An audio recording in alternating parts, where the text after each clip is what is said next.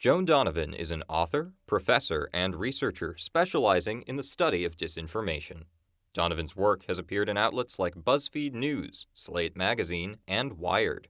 She is also a co-author of the 2022 book Meme Wars, The Untold Story of the Online Battles Upending Democracy in America. In 2018, Donovan began to lead the Technology and Social Change Research Project at Harvard University. In 2020, she became director of the Kennedy School's Shorenstein Center on Media, Politics, and Public Policy. Donovan left Harvard in 2023, alleging that the involvement of Facebook influenced the university's decision to end her research. Hello and welcome to the Art of the Interview. I'm Brian Foisey along with James Buxer, and we are happy to be joined by Joan Donovan. She's one of the foremost experts of disinformation, and she's traveled to some of the darkest corners of the internet so that we don't have to. Professor Donovan, welcome. Thanks for having me. First, what's your history with Boston University? I've been here a few times in my life. I got in as an undergrad, but I didn't end up coming here. But many years ago, I booked a punk rock concert at the library, at Mugar Library, for this band that's still around. They're called Against Me, but I think this was about 20 years ago. And I don't think the librarians really knew what we were doing. And so it was just like, 150 rowdy punk rockers and stacks of books, and people were just in there playing loud music and having fun. And I remember at the end of the night, it was, thanks for coming, don't come back. Donovan is back at Boston University as an assistant professor of journalism and emerging media studies, where she continues to research disinformation and educate a new generation of journalists. How would you encapsulate what disinformation means to you? Telling lies on purpose, usually to serve a political end. And the reason why it flourishes online is because we don't have the same gatekeepers, the same kind of fact-checking for journalism, the same kind of editorial that would go into shaping and telling a true story. The last few years of my research has been looking at how disinformation mobilizes, how it gets people to go out and do something about this, atrocity that they think that they're witnessing. Mm-hmm. And what is an example of disinformation that's circulating on the internet today? The thing is they're often very banal, and they often have some interrelationship with breaking news. And so one of the things that I've been looking at are these AI-generated photos of war. And there are some that are particularly very strange because they're children in Gaza in the rubble holding on to cats. And it's just really a kind of sentimental in a way. You see the innocence of the children, the innocence of the animal. There's no blood, there's no gore. But it just strikes me as something that's much more propagandistic and is meant to make you feel a certain way about the information that you're taking in. What's the source of these kind of things? That's the challenge here, is because the way in which social media is designed, you can be fairly anonymous to the rest of the world, but you can't be anonymous to the tech companies. But it can be a range of people, from state actors to teenagers to political operatives to angry uncles. It really runs the gamut. And one of the things that we've yet to reckon with as a society is just what happens when you give high definition broadcast in the form of a telephone to every single person that can afford it. How do you catch that fake image like you're talking about? Yeah, so there's a few things you can do. Reverse image search is usually a good place to start. The other thing we run into a lot is what we call recontextualized media. Mm-hmm. So that's essentially a clip or an image taken from some other time and then is repackaged to make it seem like it happened just now. What mental toll does seeing so much of the internet's darkest corners take on you? I don't know. I mean, I'm still a pretty stable genius, And humble. And humble, of course. No, come on, we're talking about memes. You know, I do this work usually in the context of a team. So we know what we're looking for and we know how to find it. There are times where you get shocked. You see something and you're like, oh my God, I don't have eye wash. Like I can't get this out of my head. So oftentimes the most rewarding part of my research isn't my research, but is the things that people can do with my research in the world. You have a team of researchers. You guys are accustomed to seeing these sorts of things, but a lot of users aren't. And I found an interesting report. It's from Morning Consult, and I just want to read from it to be accurate here. It says about half of Generation Alphas, which is children under 10, are streaming video content daily, and by age 8, they're on social media for up to 3 hours a day, and that's according to their parents. That sounds like disinformation, but what do you make of something like that? I completely believe it, and here's why, is that there was an assumption at the beginning of the pandemic that children, you know, were going to use the laptop and the iPad to go to preschool and, you know, K through 12. And then there was this idea as the pandemic was subsiding or we were going back outside that kids would go touch grass and that would be it. But it's not true. They're staying online. The business model of social media is to get them as young as possible so that Gen Alpha or even Gen Z experience a kind of infrastructure lock. If we are going to face the reality that children are using these apps, then we need real child protections on them. Because otherwise, another shocking statistic comes from a Meta whistleblower, someone who had been working at Instagram for many years, Toro Behar. He said that they did a very short survey of Instagram users.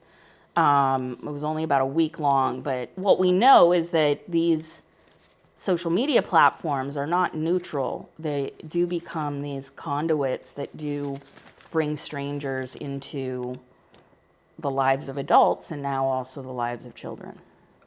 On the topic of whistleblowing and social media companies, what is the current status of a potential lawsuit with Harvard? So we have not gone into a lawsuit with Harvard yet.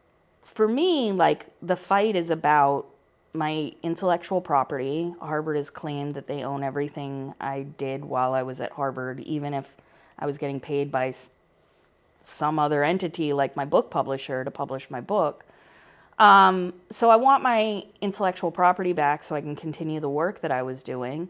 And then I want the funding back that I raised. I estimate that I left about $3 million at Harvard, but it's no small feat to bring a corporation like Harvard to a lawsuit. So I'm really trying to work as much as we can to get some kind of remediation. The other thing that's been interesting since coming out as a whistleblower is that I've learned a lot about Meta's behavior, about Harvard's behavior, about the relationships between people at Meta.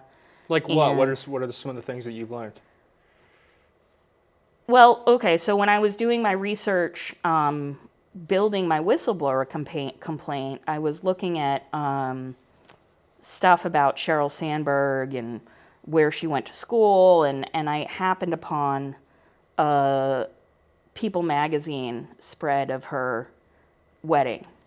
And Sheryl Sandberg is the COO? She's the former COO of Facebook. Okay. She used to go to Harvard. She graduated from the Harvard Kennedy School. I found out that my dean was her undergraduate advisor, but I found this wedding picture of him at her wedding 4 days before he came and told me he was shutting my lab down. And you believe that things like being the undergraduate advisor or being at a wedding, you think these things are connected to your dismissal from Harvard? There's very little you can do at Harvard to get pushed out in the way that I did. But one of the things is to take aim at how they make their money. The way in which I ended up becoming targeted by Meta began in October of 2021 when Frances Haugen had sent a trove of Meta documents and research to Congress. What the Haugen disclosure showed is that Meta was very aware that their products were harming people, and they didn't do anything about it. Just like if we had a scandal where a pharmaceutical company knew that their products were harming people, and they just ignored it. So when I get those documents, though, I get the raw documents. The only other people in the world that have the raw documents are a few journalists and Congress, and then there's me who gets them. And I have them, and I say to myself, I remember very clearly saying, okay, this is it for me. Like, I'm going to have to put these out into the world because nobody else is going to be able to risk it.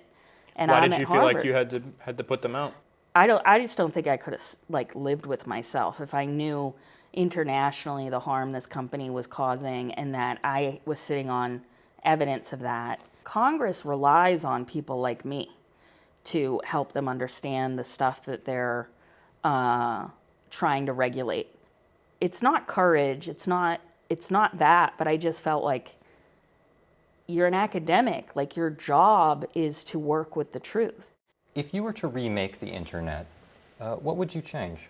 It would just be one website, it'd be a picture of my cats, and then anybody who went there sent me $1. But in seriousness, what would you do differently? I'm completely serious. You know, there are a lot of things that we could advance about the internet that we haven't really even thought about because we don't think about it like a public works project. My hope is that people in my generation can get their shit together and at least try to reform some of the system. And then my hope for younger generations is that they just get tired of it.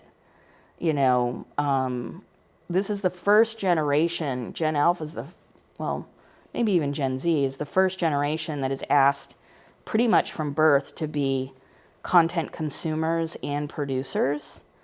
And that is so tiring, you know, and people should be able to live a life IRL and not have a digital footprint. But right now, Facebook will make fake profiles of people if they don't have a Facebook profile. I mean, it's really that big and odorous and inflexible. And so I do think that we need to have some antitrust regulation that would at least open up some competition in the space.